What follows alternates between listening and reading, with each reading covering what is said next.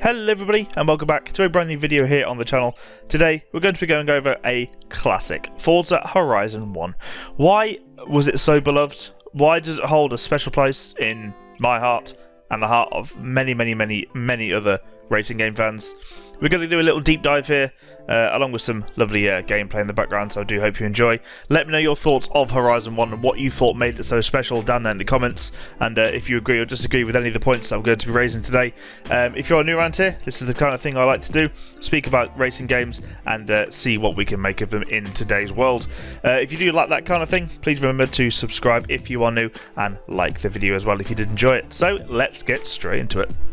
So first of all, the open world exploration. Forza Horizon 1 was one of the first games in the racing genre to introduce a fully open world setting. The game was set in a fictional version of Colorado, a lovely Red Rock area vibe, giving players a vast and visual stunning environment all the way to explore. Unlike traditional racing games with closed tracks, Horizon let players drive wherever the hell they wanted across the mountains, the forest, desert roads and small towns, and obviously you couldn't go completely across fields and stuff because that wasn't introduced until Horizon 2. However, it was more freedom in an open world rather than not being a racetrack, rather than you can actually drive on the roads. So this freedom allowed for a unique experience where players could create their own routes by driving off-road or finding hidden shortcuts, finding those barn finds, discovering new areas that would unlock new events or rewards. The open world setup made the world feel more alive, as there were always new places to uncover, and it wasn't just about racing but also about enjoying the vibe, the party, the scenery, taking in the vistas and driving through, Red Rock, all the natural landscapes that made this game brilliant. Dynamic weather and the day and night cycle was revolutionary in 2012, as it really helped immerse us in the world more deeply. Weather effects such as rain, fog and snow impacted both the visual appeal of the game and the driving experience. So for example, wet roads made drifting more challenging and required more careful driving. The day and night cycle further enhanced the immersion, with different types of day brought different lighting and atmosphere, from the bright and clear midday sun to the dramatic, challenging night races with reduced visibility. This dynamic environment helps make the races feel more authentic and change the way you approached each race. You might perform differently depending on whether it was raining or clear skies, making each event feel very fresh.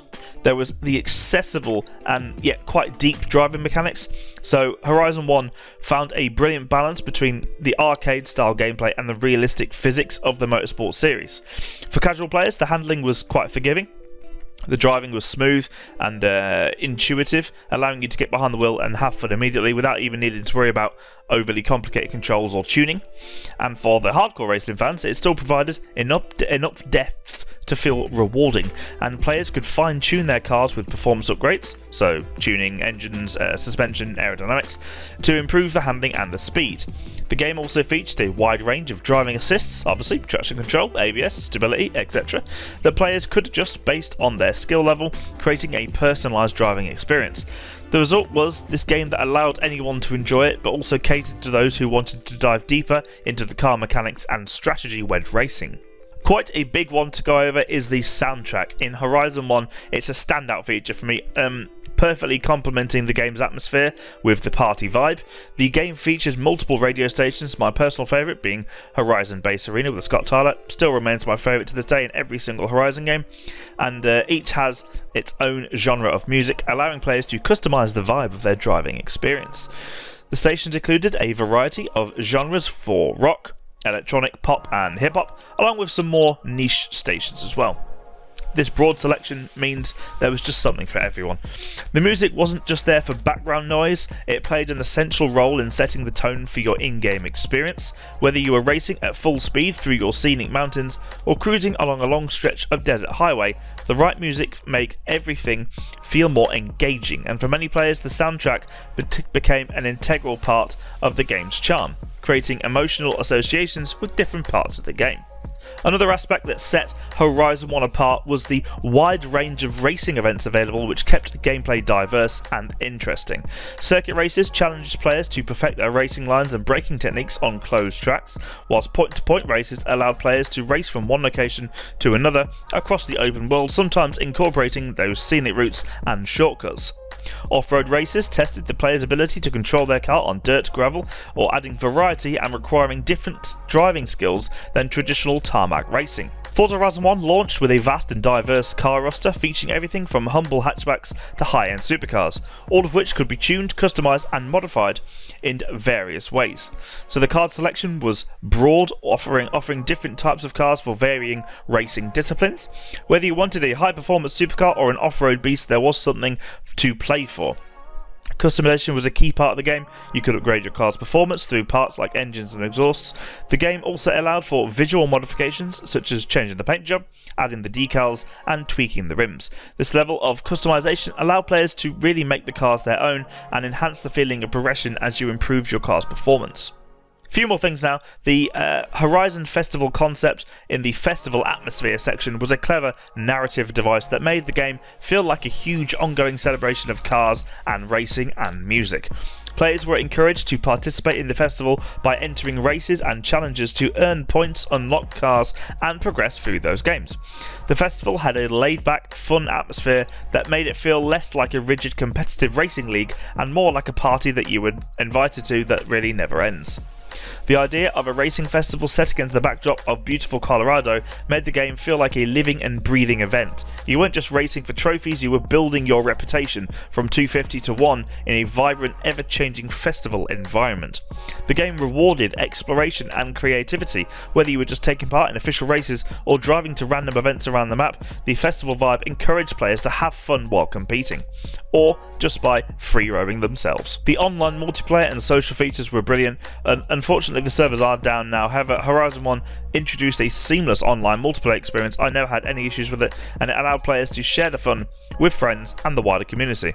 It offered the co-op and competitive modes, so you could team up for co-op races, or they could race against each other in traditional head-to-head events. You had free roam multiplayer, which allowed players to drive around the open world together, taking part in spontaneous races or exploring at their own pace. This social aspect made the game feel like a shared experience, whether you were racing with your friends, racing your friends, or just cruising around, chatting around and driving around having a good time. The modes, like the original modes rather, like King, was probably one of the best times I had playing this with some of my friends from school. We would jump online and play some King in Carson area, and I think everyone knows the glitch to get inside the Carson warehouses for King. We did that quite a lot as well. I think I made a few videos on that on my old channel back in the day, but those are the kind of memories that you think of when you think about the online multiplayer of this game.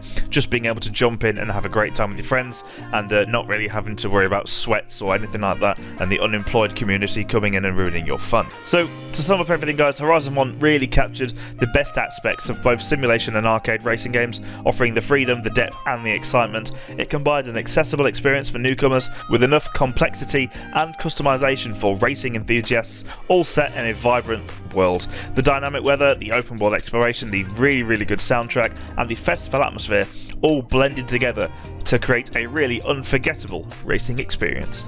So that's it for me in today's video, guys. I did hope you enjoy it. Let me know your thoughts down there in the comments below. Like I said, Horizon 1 is just a brilliant game. I don't know why they haven't done anything along the lines of Horizon 1's progression, etc. since then, and I think they really need to with Horizon 6, to be honest, but hey, only time will tell. Hope you enjoyed this little trip back memory lane with me, and if you did, please leave a like rating on the video, subscribe if you are new for more videos like this, and I'll see you over in my next video, guys. Thank you for watching. Bye bye.